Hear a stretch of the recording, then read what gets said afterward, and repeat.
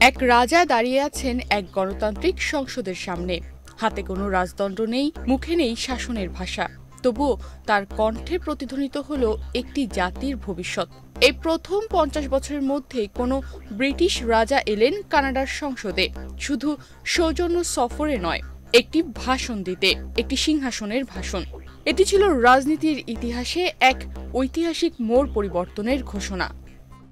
কিন্তু এটা শুধু ভাষণ ছিল না, এটা ছিল এক সংকটের কণ্ঠস্বর। এটা ছিল ট্রাম্পের ছায়ায় চাপা পড়া সার্বভৌমত্বের ডাক। এটা ছিল এক অভিভাবক সুলভ বার্তা, তোমরা একা নও। যখন ট্রাম্পের ছায়া আবারও যুক্তরাষ্ট্রে ফিরছে, তখন কানাডার নতুন প্রধানমন্ত্রী মার্ক কার্নির আমন্ত্রণে রাজা চার্লস বললেন, সমমনা দেশগুলোর সঙ্গে জোট করার সময় এখন। রাজা বললেন, কানাডা এখন এক মোড় পরিবর্তনের মুখে দাঁড়িয়ে। আবাসন সংকট, সীমান্ত হুমকি, গণতন্ত্রের চ্যালেঞ্জ। কিন্তু সেই চ্যালেঞ্জই তার চোখে এক সুযোগ, নতুনভাবে গড়ার, নেতৃত্ব নেওয়ার এবং সবচেয়ে গুরুত্বপূর্ণ, বিশ্বকে দেখানোর যে কানাডা এখনো কানাডাই আছে। এই ভাষণ ছিল প্রতীকী কিন্তু গভীর।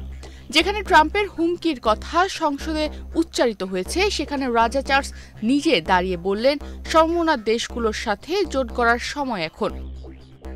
কানাডা শুধু পশ্চিম নয়, মূল্যবোধের প্রতিনিধিও, এটাই তার বার্তা। তার মানে এখন থেকে দেখা যাবে ডোনাল্ড ট্রাম্পের বিরুদ্ধে যারা জোট করেছে বা যারা তার কার্যকলাপে অতিষ্ঠ, তাদের সাথে জোট করার, তাদের সাথে জোট করে আমেরিকার বিপক্ষে দাঁড়ানোর এবং নিজেকে আরো বেশি শক্তিশালী হিসেবে গড়ে তোলা।